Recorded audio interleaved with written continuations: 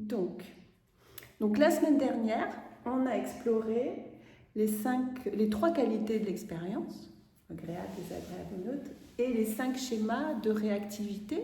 On a vu que c'était comme des personnages qui venaient dans notre scène intérieure, dans notre théâtre intérieur, pour essayer de protéger, sauf que c'est une illusion de protection. Je voudrais refaire ce que j'ai vécu la semaine dernière, ou qu'est-ce qu'ils vont penser les gens de moi. C'est des tentatives de se protéger, mais c'est une illusion. Donc ça crée de la souffrance, puisque ça nous coupe de ce qu'on est en train de vivre. C'est clair pour vous? Ouais, ça vous parle? Ok. Donc aujourd'hui, pour l'exploration de la vie émotionnelle, en fait, on va être dans la matière corporelle, parce que les émotions, eh bien, c'est un phénomène physiologique. C'est une réaction à un stimulus, physique, mental ou environnemental. Par exemple, si j'ai très mal au foie, je peux avoir de la peur. Okay. Ou si je pense à qu'est-ce qu'ils vont penser de moi, les gens, ça peut aussi me créer de la peur. Ou bien si par exemple il y a un grand bruit dehors, s'il y a un accident de voiture, ça peut aussi me créer une émotion. D'accord? Et ça se met dans le corps. La matière émotionnelle et la matière corporelle, elles vont ensemble. Et en tout cas, la vie émotionnelle, elle nous occupe beaucoup, en fait, nous les humains, parce que nos expériences nous affectent. Quand c'est agréable, ça nous donne des émotions. Quand c'est désagréable, quand c'est neutre,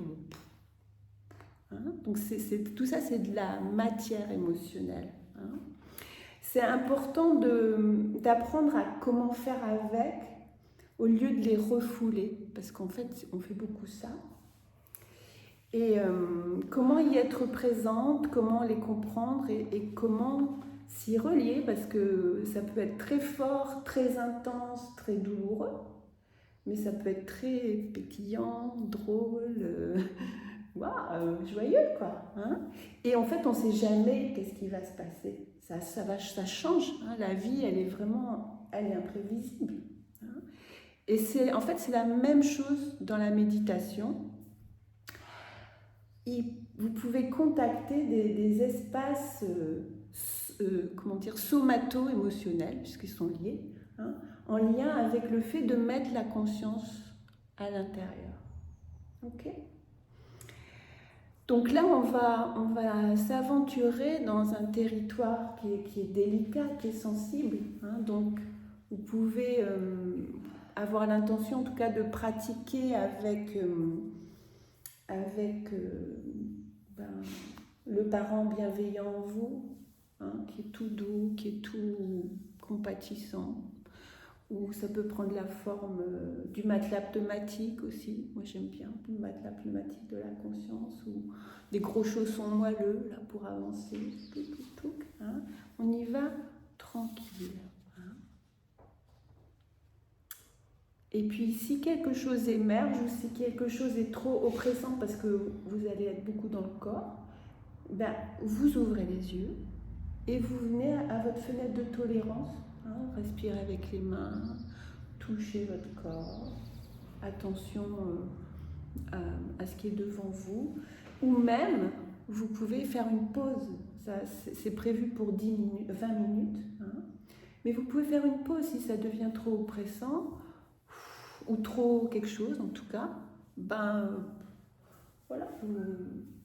Vous faites votre pause, puis si vous voulez y revenir, vous y revenez. Si vous voulez juste revenir à l'attention, à la respiration, voyez, ou à une sensation particulière, vous faites ça, mais vous ne forcez pas. C'est clair pour tout le monde? Ok. Donc, le principe RAIN, que j'adore. Donc vous avez, je disais tout à l'heure, vous avez commencé à dégager les principes la fois dernière, à partir de vos observations. En fait, vous avez vu que c'était important de nommer ce qui se passe. Donc d'abord, on reconnaît, reconnaître le R et ensuite on le nomme à l'intérieur de nous, un peu comme on fait avec le scan en fait. Hein. Ensuite, vous avez aussi vu que c'était important d'accepter ce qui était là, de permettre. Hein. Par exemple, il y a un truc là, je sais pas, ça coince. Qu'est-ce que c'est? Ça tiraille. Ok, ça tiraille. Je constate, il y a un truc qui tiraille. Ok, ben, j'accepte. Ok, c'est ça qui est là. C'est ok. Alors moi je me dis c'est ok, ça tiraille. Mais vous pouvez dire ok, d'accord, c'est ça qui est là, d'accord. Hein. Vous avez trouvé votre mot. Moi c'est direct en fait. J'ai mal, ça c'est ça. Ok, c'est ça qui est là. D'accord? Alors ça peut être tout, je suis perturbée, je suis vulnérable, je suis hyper, tout est possible. Hein. Donc le reconnaître à l'intérieur de vous, le permettre. Hein. Et puis la troisième étape, ça c'est le I, c'est l'investigation. Alors l'investigation, c'est pas quelque chose où on va essayer d'analyser, à penser, alors pourquoi j'ai mal là à cet endroit? Ah oui, parce que hier, en fait, comme j'ai reçu une mauvaise nouvelle, bah oui, investiguer, ça veut dire, ah ok, alors d'accord, j'ai mal, on va encore un peu plus profond. Alors, ok, je donne de l'attention, alors oui, j'ai mal là. Ok, mais en fait, maintenant que je l'ai dit, bah peut-être c'est, en fait, tiens, il y a un autre truc ailleurs. On voit ce que fait la sensation quand on lui donne de l'attention. Il y a des chances que ça évolue. Hein. Et on constate, c'est juste s'ouvrir à ce qu'il y a dans le corps d'abord. Hein.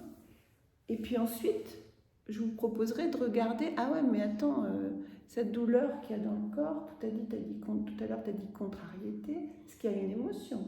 Contrariété, c'est une émotion. Ok, et on identifie l'émotion, l'état émotionnel. Ah ok, ouais, t'es en colère, en fait, t'as vraiment des boules, quoi. Ok, c'est ça qui est là. C'est ça qui est là, t'es en colère, t'as le droit, hein, c'est ok. Ok, et on continue, hein, donner de l'attention. Et puis on voit, tiens, mais alors quand tu dis t'es en colère, quand tu remarques que t'es en colère, est-ce que t'as des pensées? Oui, j'ai envie de lui péter la gueule. Ok, c'est ça qui est là. Ok, t'as le droit de le penser. C'est une pensée. Ok.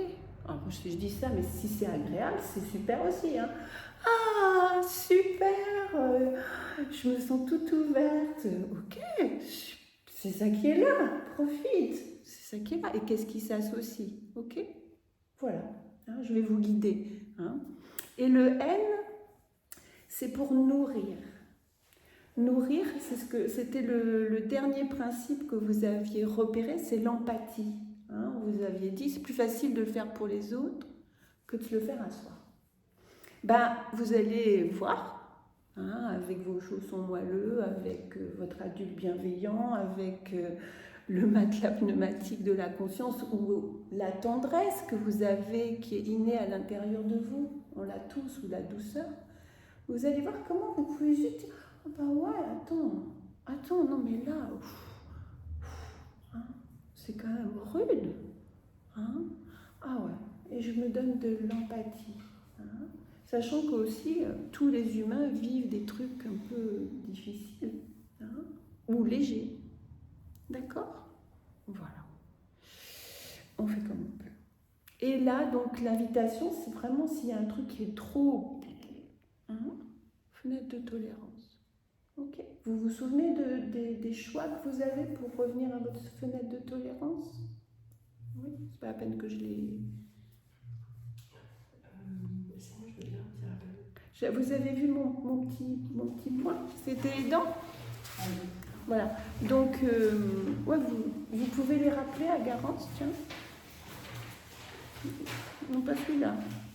Pas celui-là. Vous l'avez pas reçu? Avec la respiration. Oui, la respiration comment? Oui, on peut faire une respiration profonde, basse, dans le ventre, avec ou sans les mains. Avec ou sans les mains. Hein. La première chose, si vous avez les yeux fermés, c'est les ouvrir. Okay. Ensuite, c'est voir, voilà, est-ce que j'ai besoin de cette respiration? Parfois, c'est juste toucher le corps. D'accord? Parfois, c'est vraiment ajuster la durée. Hein?